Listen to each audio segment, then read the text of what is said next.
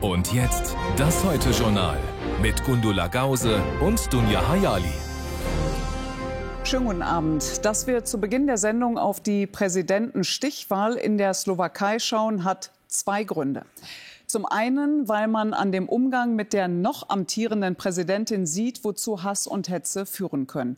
Zuzana Čaputová kandidiert nicht für eine zweite Amtszeit, da ihr die Kraft nach etlichen Morddrohungen gegen sich und ihre Familie fehle. Dabei galt sie als beliebteste und vertrauenswürdigste Politikerin des Landes. Ein Wahlsieg galt ihr eigentlich als sicher. Und zum anderen entscheidet diese Stichwahl, wohin das Land in Zukunft tendieren wird. Pro Westen oder pro Russland? Christian von Rechenberg. Wahlabend im Kulturzentrum Nova Cvernuka in Bratislava.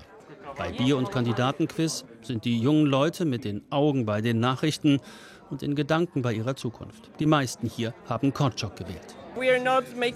Ein Präsident kann nicht allzu viel verändern, das wissen wir. Aber es wäre gut, einen zu haben, der pro-europäisch ist und nicht pro-russisch. So sieht es aus. Wer für die Regierung ist, wählt Pellegrini. Wer gegen die Regierung ist, Korczok. Nach den bisher ausgezählten kleineren Wahlkreisen liegt Pellegrini vor Korczok. Doch der holt auf. Er will das Land weiter eng an die EU und NATO binden. Ivan Korczok gibt sich volksnah, punktet damit vor allem bei jungen Wählerinnen und Wählern. Ich will an der Spitze einer Bewegung stehen, die das Land und die Leute voranbringt, die klar macht, wofür die Slowakei steht. Die noch amtierende Präsidentin Zuzana Čaputová warb bei der Stimmabgabe, wie bereits vor wenigen Tagen, wählen zu gehen und sich vorher ein genaues Bild zu machen. Denn an der Art und Weise, wie ein Kandidat seinen Wahlkampf führt, werden Sie erkennen, wie er später sein Amt führt. Das ging an seine Adresse. Peter Pellegrini steht dem linkspopulistischen Regierungschef Fico nahe, vertritt dessen pro-russische Linie. Er verspricht, auch er stünde zu EU und NATO, schränkt jedoch ein. Wir werden eine unabhängige slowakische Republik bleiben, mit unseren Gesetzen, unserem Verstand und unserer Tradition. Das klingt eher nationalistisch, soll es auch, sagt der Politikwissenschaftler. Er zweifelt an Pellegrinis EU-Treue. Ivan Korczok wäre, dadurch, dass er auch in Fragen der Demokratie eine klare Haltung zeigt, zumindest eine Garantie dafür, dass die Regierung nicht so komfortable Bedingungen haben wird. Trotz eingeschränkter politischer Macht kann der Präsident die Richtung der Regierung stützen oder bremsen. Ob es der Kandidat der jungen Clubgäste wird oder nicht, völlig offen. Belastbare Hochrechnungen gibt es frühestens um Mitternacht. Für Schlagzeilen sorgte diese Woche der Europawahlkandidat der AfD, Petr Bystron. Ihm wird nachgesagt, dass er Zahlungen vom Propagandaportal Voice of Europe und/oder von Russen erhalten haben soll. Er bestreitet das und will mit Anwälten gegen diese Behauptung vorgehen. Heute nun sorgte der AfD-Spitzenkandidat für die Landtagswahl in Brandenburg seinerseits für Schlagzeilen. So sei, Zitat, Wojtke der personifizierte Parteienstaat, den wir überwinden müssen, und die NATO führe Krieg gegen Russland. Dass die NATO keinen Krieg gegen Russland führt und Ministerpräsident Wojtke dreimal hintereinander demokratisch gewählt wurde, geschenkt, jedenfalls für AfD-Anhänger in Brandenburg. Die Positionen des Fraktionsvorsitzenden sind dort anschluss- und wahlfähig. Nicola Albrecht. Beifall und gut 86% der Stimmen lassen keinen Zweifel. Die AfD Brandenburg steht fest hinter ihrem Spitzenkandidaten Hans-Christoph Berndt. Und der macht erst einmal deutlich, wie sehr er alle verachtet, die nicht sein Weltbild teilen. Das Elend von heute ist ja das Ergebnis der jahrzehntelangen Herrschaft der Staatsparteien SPD, CDU, FDP, Linke und Grüne Parteien, die das Volk verneinen und die nicht Deutschland verpflichtet sind, sondern gewissenlosen Weltverbesserern in Davos. Sein Weltbild ist auch seine politische Agenda und in deren Zentrum die Migrationspolitik. Für den brandenburgischen Verfassungsschutz gilt Berndt als erwiesener Rechtsextremist. Bevor er in die AfD eintrat, gründet er den flüchtlingsfeindlichen Verein Zukunft Heimat, tritt bis heute bei Pegida auf, wirbt offen für das umstrittene Konzept der sogenannten Remigration und hetzt gegen Ausländer. Verglichen mit dem Juni 2015 ist heute die Hölle los. 2015 waren nicht die Grenzen für jedermann geöffnet. Messerattacken wie kürzlich auf ein Kleinkind oder Gruppenvergewaltigungen waren nicht alltäglich. 10 Kilometer entfernt vom AfD-Parteitag in Jüterbock liegt das 190 Einwohnerörtchen Welsikendorf. Und hier macht sich der parteilose Bürgermeister Matthias Wesche Sorgen, dass die Stimmungsmache der AfD seine aktuellen Schwierigkeiten verschärft. Er muss ab kommender Woche hier knapp 70 Flüchtlinge unterbringen. Na, wenn man sich das Beispiel hier anschaut, dann befeuert das natürlich die Argumente nicht nur von einer bestimmten Partei, sondern aus meiner Sicht sagt es auch der gesunde Menschenverstand, dass das in der Form wie hier, dass hier ein Dorf dann mit einem Anteil von ca. 40% an Geflüchteten einfach überfordert ist. Wir haben keinen regelmäßigen ÖPNV, wir haben keinen Einkaufsmarkt, wir haben keine Lokalität hier, wir haben einen Spielplatz, mehr haben wir hier nicht. Zurück auf den Parteitag. Hier macht Hans-Christoph Berndt deutlich, dass er im Wahljahr 2024 auch bei Wirtschaftsthemen punkten will. Kohleausstieg und Energiewende verhindern. Wir wollen weg davon kommen, dass man Politik macht im Interesse einer Weltrettung, im Interesse einer Klimaideologie oder auch dem Bundeskanzler hinterherläuft, ohne zu widersprechen. Fakt ist, Brandenburg verzeichnet im Jahr 2023 das stärkste Wirtschaftswachstum im bundesweiten Vergleich und ist aktuell einer der Vorreiter in erneuerbaren Energien. Doch das war kein Thema auf dem Parteitag. Stattdessen ging es dann noch um das Verhältnis zu Putin und um die Frage, ob Parteikollege Bistron Geld aus Russland erhalten habe. Bisher steht ja nur die Behauptung im Raum und der Beleg wird nicht geliefert. Tschechische Dienste sagen, das tun wir nicht. Aber dann sage ich, wenn ich eine Behauptung aufstelle, aber nicht bereit bin, die zu belegen, dann ist es Rufmord. Der AfD-Bundesvorstand sieht offenbar noch Klärungsbedarf und will Bistron am Montag zu den Vorwürfen befragen. Die AfD in Brandenburg liegt mit ihrem frisch gewählten Spitzenkandidaten nach Umfragen auf Platz 1. Koalitionspartner sind allerdings keine in Sicht.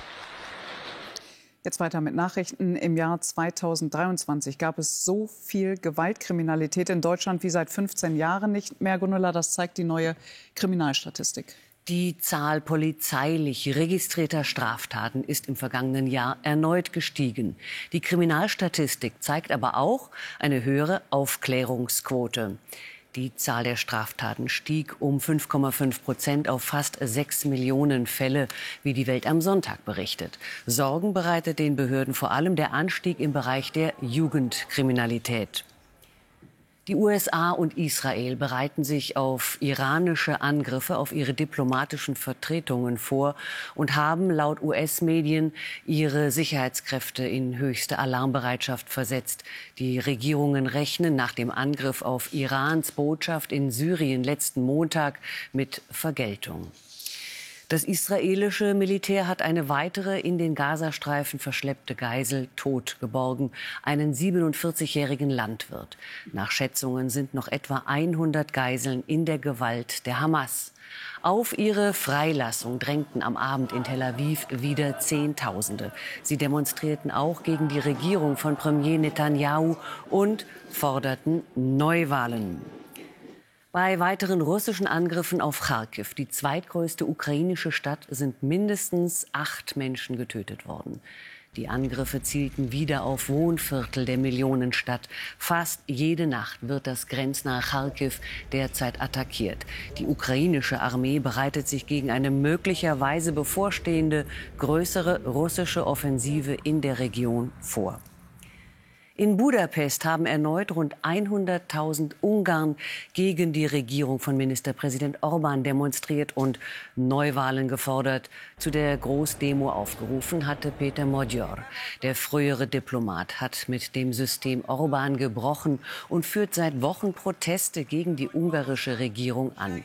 Hintergrund sind Enthüllungen über mutmaßliche Korruption in Orbáns Umfeld. Es gibt kaum einen Regisseur, der so viele Filme gedreht hat wie Woody Allen. Und jetzt kommt ein neuer in die Kinos, ein romantischer Thriller. Doch kaum ein Interview über diesen Film kommt ohne das eine Thema aus, das ihn nun seit über 30 Jahren begleitet: die Missbrauchsvorwürfe seiner Adoptivtochter, die er stets bestreitet, für die er nie verurteilt wurde. In Ungnade ist Woody Allen dennoch bei vielen gefallen über Vorwürfe und einen Glücksfall, so der Titel seines 50. Films Gundula Moritz. Ein Ehepaar wie gemalt. Finanzexperte Jean, erfolgreich und charmant. Und Gattin Fanny, so elegant wie gebildet. Du siehst hinreißend aus. Ja? Ja, das Kleid steht dir fabelhaft. So gefällst du mir. Da werden mich heute alle beneiden. Ein Leben zwischen Bohème und Bürgerlichkeit in der Stadt der Liebe, Paris. Alles viel zu schön, um wahr zu sein. Und dann trifft Fanny zufällig einen Schulfreund wieder. Alain, ein Künstlertyp, der sich nun als Schriftsteller durchschlägt. Du bist nicht mehr Fanny Moreau. Nein, ich bin jetzt Madame Fanny Fournier. Ich kann nicht glauben, dass du mich erkannt hast. Ich hätte dich überall erkannt. Ich war damals so verknallt in dich. Aber lassen wir das lieber. Doch natürlich lassen sie es nicht. Fanny und Alain beginnen eine leidenschaftliche Affäre, die ihrem Ehemann nicht verborgen bleibt. Ja, mit meiner Zeitung, ja.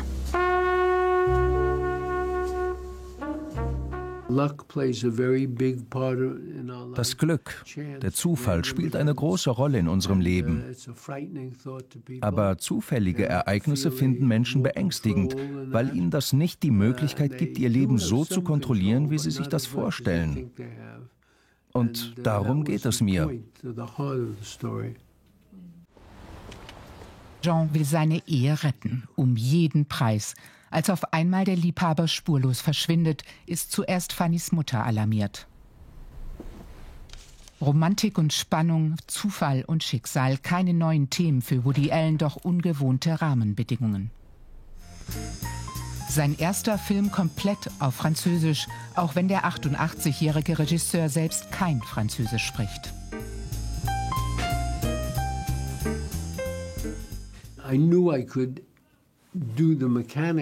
Mir war klar, dass es meine Regieabläufe nicht beeinflussen würde, wenn ich den Film auf Französisch drehe.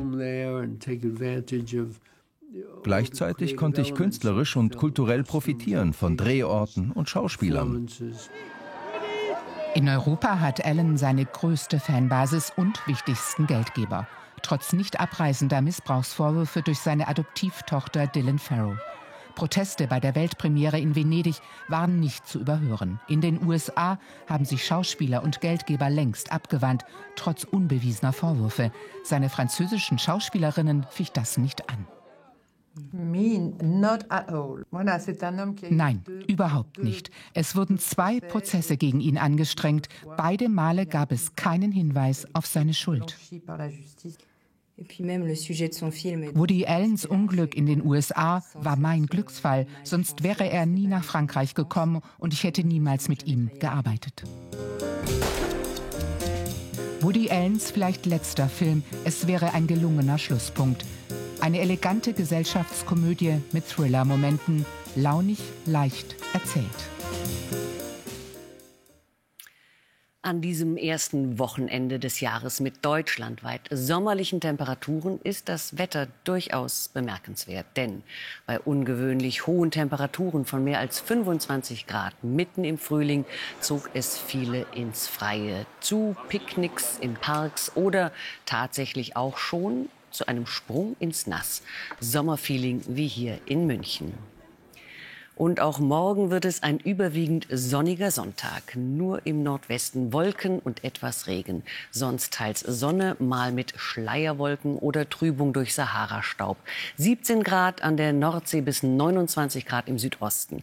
Am Montag im Nordwesten wechselhaft, sonst freundlich und im Südosten noch mal bis 29 Grad warm. Ab Dienstag unbeständig und von Westen her deutlich kühler.